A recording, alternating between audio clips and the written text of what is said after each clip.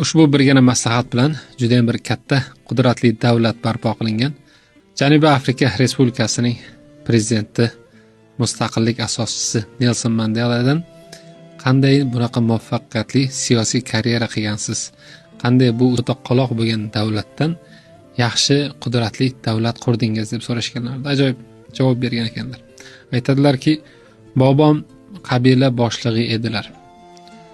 Va qachonki boshqa qabilalar ham kelib majlis qilganlarida yonlarida o'tirardim va bobomdan bir ajoyib dars olganman.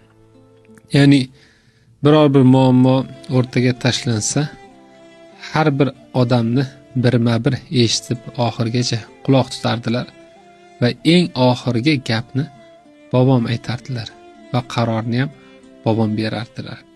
Ya'ni shuni o'rganib hayotimda butunlay odamlarni eshitishni o'rgandim va ikkita narsaki, avval tinglab va doim oxirgi nuqtani sen qo'yishing kerak degan darsni oldim va qabilalar yashagan mana shunday bir diyorni olmos eksporti bo'yicha dunyoning eng old davlatlariga aylantirdim deydi.